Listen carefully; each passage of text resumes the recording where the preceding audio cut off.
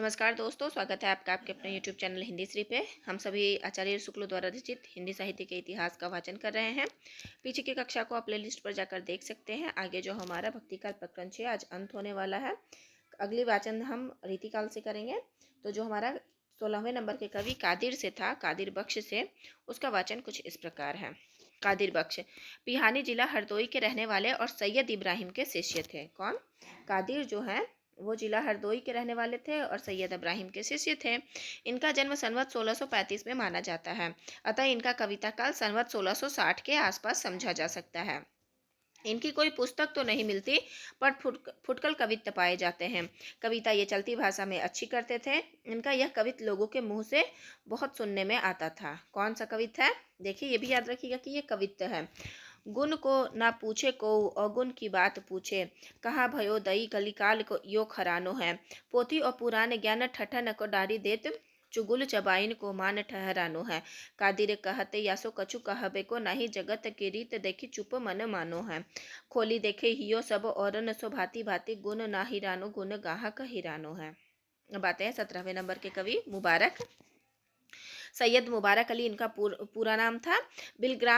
बिलग्रामी का जन्म संवत 1640 में हुआ था। ठीक है, तो ये बिलग्राम के थे और अपने नाम के साथ बिलग्रामी लगाते होंगे। तो बिलग्रामी का जन्म संवत 1640 में हुआ था, अतः इनका कविता काल संवत 1670 के पीछे मानना चाहिए। ये संस्कृत, फारसी और अरबी के अच्छे पंडित और हिंदी के सहृदय कवि थे। जान पड़ता है कि ये केवल श्रृंगार की ही कविता करते थे। इन्होंने नायिका के अंगों का वर्णन बड़े विस्तार से किया है। कहा जाता है कि 10 अंगों को लेकर इन्होंने एक एक अंग पर 100 दोहे बनाए हैं। बहुत महत्वपूर्ण है। नायिका के अंगों का वर्णन बड़े विस्तार से किया है। इनके देखिए, नायिका के 10 अंग होते हैं, तो 10 अंगों को लेकर यानी एक अंग के ऊपर अगर नयन पे ये रचना लिखना चाहे तो उस पर 100 दोहे बना दिए कि नायिका के नयन ऐसे, नयन वैसे, नयन ऐसे, 100 दोहे। सोचिए, सोचने का बात है, हम सोच नहीं सकते और मुबारक ने लिख दिया है। तो 100 दोहे बनाए थे एक एक अंग पर। इनका प्राप्त ग्रंथ अलग शतक और तिलक शतक इन्हीं के अंतर्गत है। इन दोहों के अतिरिक्त इनके बहुत से कवित सवैये संग्रह ग्रंथों में पाए जाते हैं और लोगों के मुंह से सुने जाते हैं। इनकी उत्प्रेक्षा बहुत बढ़ी चढ़ी होती थी और वर्णन के उत्कर्ष के लिए भी कभी कभी ये बहुत दूर तक बढ़ जाते थे। कुछ नमूने देखिए, अलग शतक और तिलक शतक से है। परी मुबारक तिय बदन अलप ओप अति होय, मनोचंद की गोद में रही निसासी सोय। चिबुक कूप पे मन परियो छबिजल त्रिषा बिचारी, कड़ती मुबारक ताही तिय अलक डोरी सी डारी। चिबुक कूप सरसी रसरी अलक तिल सु चरस दृग बैल, बारी व सिंगार को माफी चाहती हूँ सींचत मनमत छैल। फुटकल से देखिए, कनक बरन बाल नगन लसत भाल, मोती न के माल उर सोहे भली भांति है। चंदन चढ़ाए चारु चंद मुख मोहि, निसी प्रातः ही अनहाय पग धारे मुस्काती है। चुनरी विचित्र श्याम साजी के मुबारक, जू ढाकी नख सीख से ते निपट सकुचाती है। चंद्र में लमेटी के समेटी के नखत, मानो दिन को प्रणाम किए राती चली जाती है। अब आते हैं बनारसी दास। ये जौनपुर के रहने वाले और एक जैन जौहरी थे जो आमेर में भी रहा करते थे। इनके पिता का नाम खड़गसेन था। बनारसी दास के पिता का नाम खड़गसेन था। ये संवत 1643 में उत्पन्न हुए थे। इन्होंने संवत 1698 तक का अपना जीवन वृत्त अर्ध कथानक नामक ग्रंथ में दिया था। महत्वपूर्ण है अर्ध कथानक रचना बनारसी दास की। इसके बारे में और भी देखिएगा, बहुत महत्वपूर्ण बातें आएंगी क्योंकि आत्मकथा है, सबको पता है। पुराने हिंदी साहित्य में यही एक आत्मचरित मिलता है। आत्मचरित यानी आत्मकथा मिलता है। आत्मचरित का अर्थ समझिए कि ये पहला हिंदी का पहला आत्मकथा इसे होने का खिताब प्राप्त है। इससे इसका महत्व बहुत अधिक है। इस ग्रंथ से पता चलता है कि युवावस्था में इनका आचरण अच्छा ना था और इन्हें कुष्ठ रोग भी हो गया था, पर पीछे ये संभल गए। ये पहले श्रृंगार रस की कविता किया करते थे, पर पीछे ज्ञान हो जाने पर इन्होंने वे सब कविताएं गोमती नदी में फेंक दी थी। महत्वपूर्ण है कि इन्होंने अपनी रचनाएं गोमती नदी में फेंक दी थी और ज्ञानोपदेश पूर्ण कविताएं करने लगे थे। कुछ उपदेश इनके ब्रज भाषा गद्य में भी हैं। इन्होंने जैन धर्म संबंधी अनेक पुस्तकों के सारांश हिंदी में कहे हैं। जैन धर्म संबंधी अनेक पुस्तकों के सारांश जो है वो हिंदी में कहे थे। अब तक इनकी बनाई इतनी पुस्तकों का पता चला है। बनारसी विलास फुटकल कवित्तों का संग्रह बनारसी विलास है। देखिए, अर्ध कथानक के अलावा इनका बनारसी विलास है जो फुटकल कवित्तों का संग्रह है। नाटक समय सार है। कुंदकुंदाचार्य कृत ग्रंथ का सार है। नाममाला कोश है। अर्ध कथानक आत्मकथा है, बनारसी पद्धति, मोक्षपदी, धारू वंदना, कल्याण मंदिर भाषा, वेद निर्णय पंचाशिका, मार्गन विद्या। और इनकी रचना शैली पुष्ट है और इनकी कविता दादूपंथी सूरदास जी की कविता से मिलती जुलती है। महत्वपूर्ण है कि इनकी कविता किसके, दादूपंथी सुंदरदास जी से, सुंदरदास जी जो है वो दादूपंथ से जो रिलेटेड है उनकी कविता से मिलती जुलती है। कुछ उदाहरण लिए जाते हैं। भोंदू ते हृदय की आंखें, जे करबे अपनी सुख संपत्ति, भ्रम की संपत्ति भाखे। जिन आखी सो निरखी भेद गुण ज्ञानी ज्ञान विचारे, जिन आखिन सो लखी स्वरूप मुनि ध्यान धरना धारे, कायो सो विचार प्रीति माया ही में हार, जीत लिए हठ रीति जैसे हारी लिखी लकरी, चंगुल के जोर जैसे गोह गही रहे भूमि, त्यों ही पाए पाड़े पे न छाड़े टेक टेक पकड़ी, मोह की मरोर सो मरम को न ठोर पावे, चावे चहु और जो चढ़ा बढ़ावे जाल मकरी, ऐसी दुर्बुद्धि भूली झूठ के झरोके भूली, फूली मेरे ममता जंजीरन सुजकरी। अब आते हैं 19वां सेनापति। ये अनूप शहर के रहने वाले कानकुब्ज ब्राह्मण थे। इनके पिता का नाम गंगाधर, पितामह का नाम परशुराम और गुरु का नाम हीरामणि दीक्षित था। इससे क्वेश्चन बहुत पूछता है एनटीए सेनापति से। हीरामणि दीक्षित था। इनका जन्म काल संवत 1646 के आसपास माना जाता है। आसपास माना जाता है, नियत तय नहीं है, आसपास माना जाता है। ये बड़े ही सहृदय कवि थे। ऋतु वर्णन तो इनके ऐसा और किसी श्रृंगारी ने नहीं किया है। इनका हर एक लाइन आप बहुत अच्छे से ध्यान से सुनिएगा और मन में रखिएगा, क्योंकि इससे एनटीए बहुत क्वेश्चन, ये फेवरेट कवियों में से है सेनापति।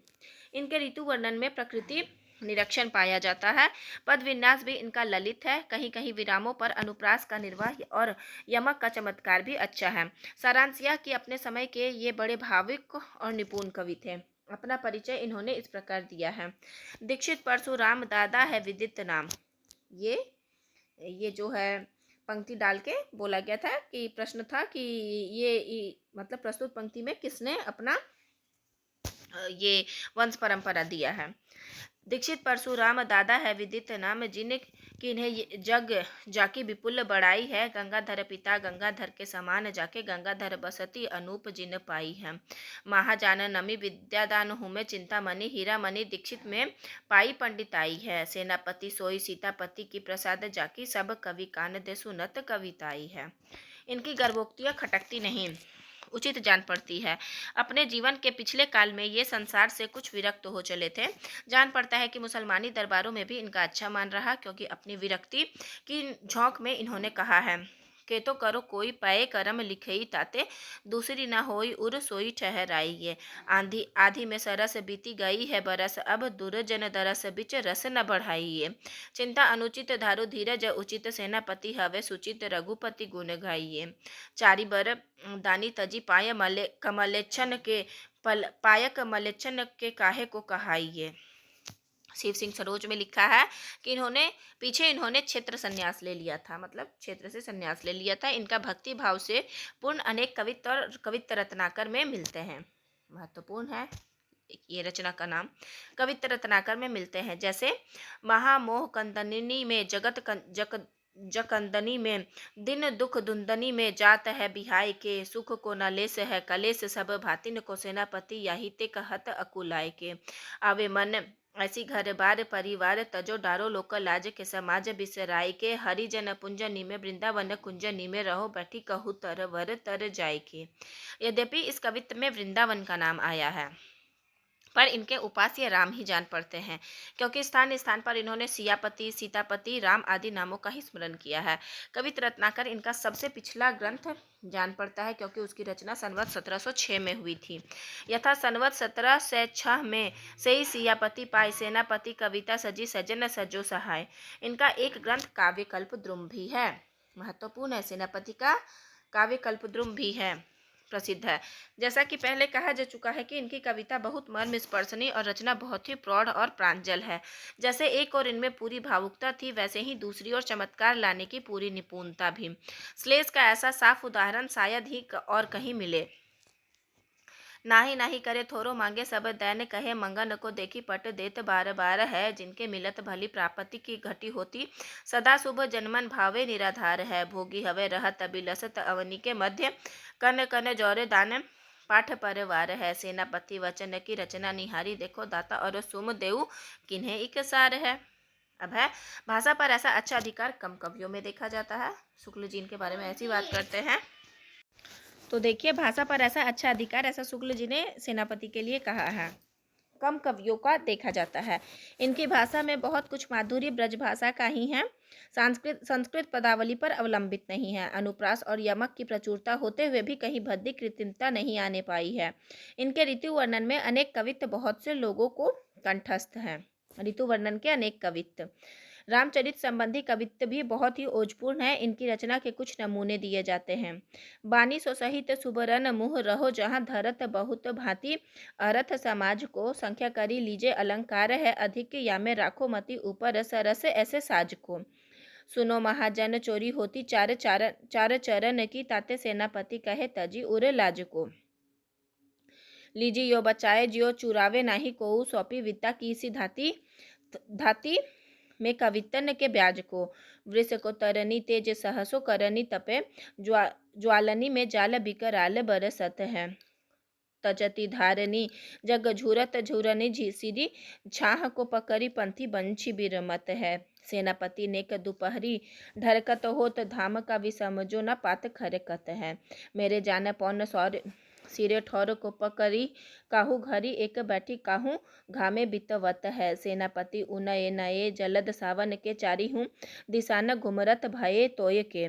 शोभा सरसाने न बखाने जाते केहू भांति, आने है पहाड़ मानो काजर के ढोय के। घन सो गगन छप्यो तिमिर सघन भयो, देखे न परत मानो रवि गयो खोय के। चारी मास भरी श्याम निशा को भरन मानी, मेरे जान याही ते रहत हरि सोई के।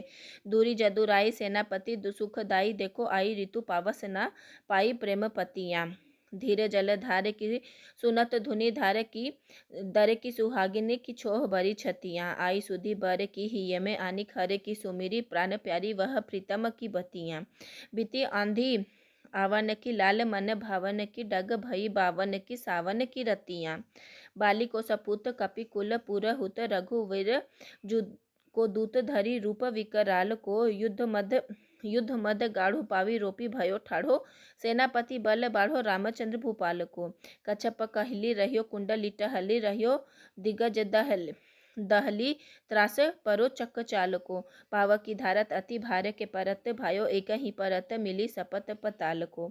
रावण को वीर सेनापति रघुबीर, जुकी आयो है शरण छाड़ी ताही मद अंधा को। मिलत ही ताको राम कोप के करी है ओप, नाम जोई दुर्जन दलन दिन बंधा को। देखो दान वीर तानी दान, एक दान ही में दीन्ह देऊ दान, के बखानो सत्य संध को। लंका 10 कंधार की दीनी है विभीषण को, शंका विभीषण किसो देनी 10 कंधा को। सेनापति की भक्ति प्रेरित उद्गार भी बहुत अनूठे और चमत्कारपूर्ण है, जैसा ऊपर हम लोग पढ़े। अपने कर्म करी हों ही निभहोंगे, तो ही करतार तुम काहे के, वाला प्रसिद्ध कवित इन्हीं का है। महत्वपूर्ण है, आपने ही कर्म करी हों निभहोंगे, ये सेनापति जी का है। अब आते हैं 20वें कवि पुहकर कवि। ये प्रतापपुर जिला मैनपुरी के रहने वाले थे, पर पीछे गुजरात में सोमनाथ जी के पास भूमि गांव में रहते थे। ये जाति के कायस्थ थे और जहांगीर के समय पर वर्तमान थे। कहते हैं कि जहांगीर ने किसी बात पर इन्हें आगरे में कैद कर लिया था। किसको? पुहकर कवि को। जहांगीर ने पुहकर कवि को कैद कर लिया था आगरे में। वही कारागार में इन्होंने रस रतन नामक ग्रंथ संवत 1673 में लिखा, जिस पर प्रसन्न होकर बादशाह ने इन्हें कारागार से मुक्त कर दिया।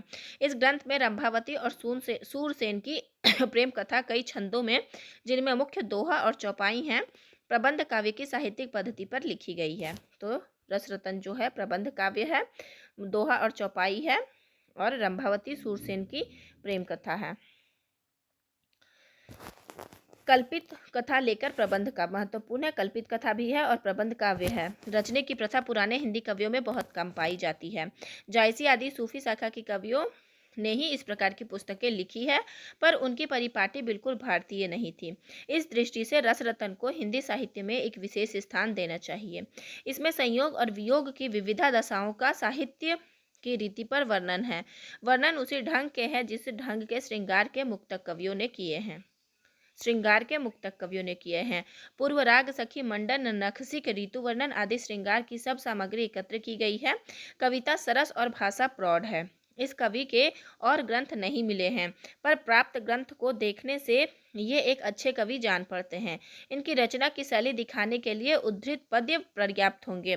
चलो मैमना हस्ती झुमंत मता, मनो बदला श्याम साथे चलंता, बागी बनी बागरी रूप राजंत दंता, मनो बग आषाढ़ पाते उदंता, लसे पीते लाले सुढाले ढलक के, मानो चंचला चौंधा छाया छलक के, चंद की उजारी प्यारी नैनन तिहारे परे, चंदा की कला में दुती दूनी दरसाती है।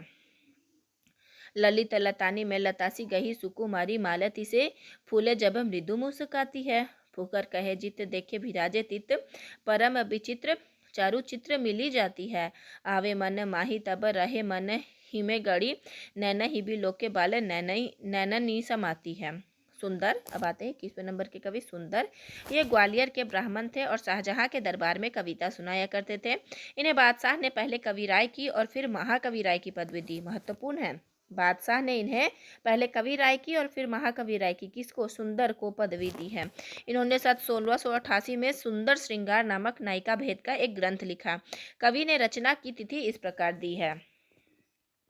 संवत 16 से बरस बीते 78 सीते, कार्तिक सुदी सप्तमी गुरु रचे ग्रंथ करी प्रीति। इसके अतिरिक्त सिंहासन बत्तीसी और 12 मासा नाम की इनकी 2 पुस्तकें और कही जाती हैं। तो पहली पुस्तक थी सुंदर श्रृंगार, दूसरी है सिंहासन बत्तीसी और तीसरी है 12 मासा।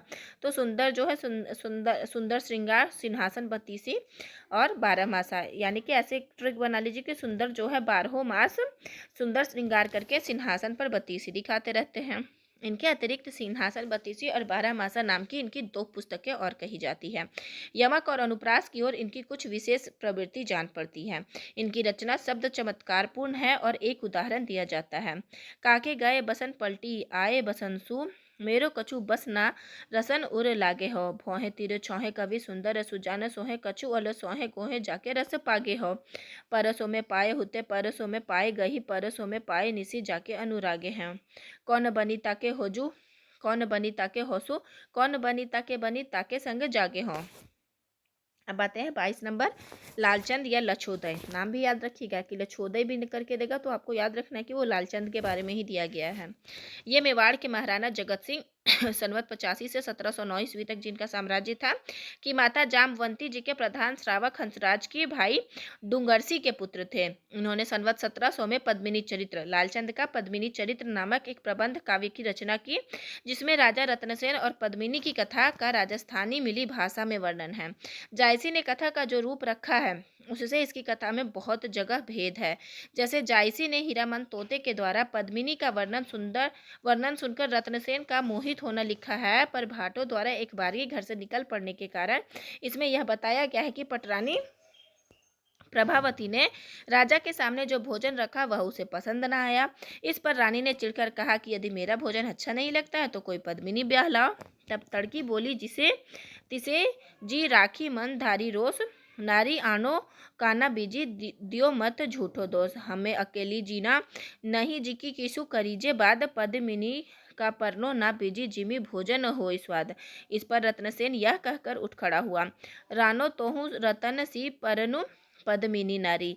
राजा समुद्र तट पर जा पहुंचा, जहां से अघोरनाथ सिद्ध ने अपने योग बल से उन्हें सिंघल द्वीप पहुंचा दिया। वहां राजा की बहन पद्मिनी ने स्वयंवर की मुनादी हो रही थी।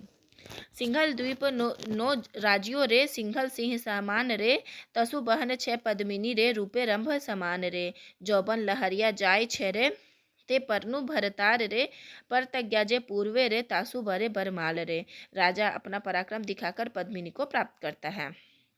इसी प्रकार जायसी के वृत्त से और भी कई बातों का भेद है। इस चरित्र की रचना गीति काव्य के रूप में समझनी चाहिए। सूफी रचनाओं के अतिरिक्त भक्ति काल के अन्य आख्यान काव्य हैं। आश्रयदाताओं के चरित्र काव्य तथा ऐतिहासिक या पौराणिक आख्यान काव्य लिखने की जैसी परंपरा हिंदुओं में बहुत प्राचीन काल से चली आती थी, वैसी पद्यबद्ध कल्पित कहानियां लिखने की नहीं हैं। ऐसी कहानियां मिलती हैं पर बहुत कम। इसका अर्थ यह नहीं है कि प्रसंगों या वृत्तों की कल्पना की प्रवृत्ति कम थी। ऐसी कल्पना किसी ऐतिहासिक या पौराणिक पुरुष या घटना का कुछ कभी कभी अत्यंत अल्प सहारा लेकर खड़ी की जाती थी। कहीं कहीं तो केवल कुछ नाम ही ऐतिहासिक या पौराणिक रहते थे। वृत्त सारा कल्पित रहता था, जैसे ईश्वर दासकृत सत्यवती कथा। सत्यवती कथा जो है वो कल्पित है। आत्मकथा का विकास भी नहीं पाया जाता, जैसे केवल जैन कवि बनारसी दास की अर्धकथानक मिलता है। नीचे मुख्य आख्यान काव्यों का उल्लेख किया जाता है। ऐतिहासिक पौराणिक कल्पित आत्मकथा, याद रखिएगा कि ऐतिहासिक पौराणिक कल्पित आत्मकथा कौन सा है? रामचरितमानस तुलसी का है, ढोला मारूरा दुहा प्राचीन है, और अर्धकथानक बनारसी दास का है। ऐतिहासिक पौराणिक कल्पित आत्मकथा में है। ढोला मारूरा दुहा भी कल्पित है और ऐतिहासिक है, हरिचरित्र लालच दास और लक्ष्मण सेन पद्मावती भी अर्धकथान, ये ऐतिहासिक पौराणिक कल्पित है। दामोदर कवि का है, लक्ष्मण सेन पद्मावती, दामो कवि लिखा है, ये दामोदर कवि का है। रुक्मणी मंगल नरहरि का है। सत्यवती कथा ईश्वर दास का है। रुक्मणी मंगल नंददास का है। माधव नल काम कंदला आलम का है। सुदामा चरित्र नरोत्तम दास का। रसरतन पोहकर कवि का। रामचंद्रिका केशव दास जी का। यहाँ पे उल्टा हो गया है, ऐसे मतलब ये में नहीं आ पाया है। ऐतिहासिक पौराणिक में रामचरितमानस आएगा, अर्धकथानक आएगा, अर्धकथानक में सिर्फ बनारसी दास आएंगे। ये बुक में जब आप देखेंगे तो इसका एक टेबल बना हुआ है जो यहाँ पे नहीं हो पा रहा है पीडीएफ में। तो ऐतिहासिक पौराणिक में रामचरितमानस आएगा, हरिचरित्र आएगा, रुक्मणी मंगल आएगा, और जो नरहरि द्वारा बनाया हुआ है, नंददास द्वारा आएगा, जो रुक्मणी मंगल बनाया गया है। सुदामा चरित्र नरोत्तम दास जी का आएगा। रामचंद्रिका केशव दास जी का आएगा। वीर सिंह देवचरित्र केशव का आएगा, और बेली कृष्णन रुक्मणीरी जोधपुर के राठौड़ राजा पृथ्वीराज का आएगा। अब देखिए, आत्मकथा में सिर्फ एक आएगा, अर्धकथानक बनारसी दास का। अब कल्पित में आएगा ढोला मारूरा दुहा प्राचीन, लक्ष्मण सेन पदावती कथा जो है दामोदर कवि का, सत्यवती कथा जो ईश्वर दास जी का है, माधव नल काम कंदला जो आलम का है, रसरतन पोहकर कवि का है, पद्मिनी चरित्र लालचंद्र जी का है, कनक मंजरी काशीराम जी का है। तो ये 7 रचनाएं जो हैं वो आ जाएंगी हमारी कल्पित में। ऐतिहासिक पौराणिक में 8 रचनाएं हैं। तो ये आप पुस्तक में देखेंगे तो वहाँ टेबल बना के शुक्ल जी रखे हैं, यहाँ पीडीएफ में वो टेबल नहीं आ पाई है। तो ऊपर दी हुई सूची में ढोला मारूरा दुहा और बेली कृष्णन रुक्मणीरी राजस्थानी भाषा में है, महत्वपूर्ण है। ढोला मारू की प्रेम कथा राजपूताने के बहुत प्रचलित है और दोहे बहुत पुराने हैं। यह बात उनकी भाषा से पाई जाती है। बहुत दिनों तक मुखाग्र ही रहने के कारण बहुत से दोहे लुप्त हो गए थे, जिससे कथा की श्रृंखला बीच बीच में खंडित हो गई थी। इसी से संवत 1618 के लगभग जैन कवि कुशल लाभ ने बीच बीच में चौपाइयाँ रखकर जोड़ दी हैं। दोहों की प्राचीनता का अनुमान इस बात से हो सकता है कि कबीर की साखियों में ढोला मारू के बहुत से दोहे ज्यों के त्यों मिलते हैं। बेली कृष्ण रुक्मणी जोधपुर के राठौड़ राजवंशीय स्वदेश भामिनी कवि पृथ्वीराज की रचना है, जिनका महाराणा प्रताप के क्षोभ से भरा पत्र लिखना इस इतिहास प्रसिद्ध है। रचना प्रौढ़ भी है और मार्मिक भी है। इसमें श्री कृष्ण और रुक्मणी के विवाह की कथा है। पद्मिनी चरित्र की कथा भी भाषा भी राजस्थानी मिली है। तो आज की कक्षा का वाचन यहीं तक रहेगा। आज हमारा भक्ति काल समाप्त हो चुका है। धीरे धीरे हम पुस्तक को पूरा कर लेंगे। अब हमारा आता है उत्तर मध्यकाल यानी रीतिकाल। अगला वाचन हम रीतिकाल से करेंगे। तो धैर्य से बने रहने के लिए आपका बहुत बहुत धन्यवाद। आशा करती हूँ यह वीडियो आपको लाभान्वित करेगी, और अगर आपने पीछे की कक्षा को नहीं देखा है तो प्लेलिस्ट पर जाकर देख सकते हैं। और शुक्ल के वाचन के लिए कहीं भी कोई भी पैसा आपको वेस्ट करने की कोई आवश्यकता नहीं है। आपको यूट्यूब पर ही सारी चीज़ें अवेलेबल हो जाएगी। तो धन्यवाद।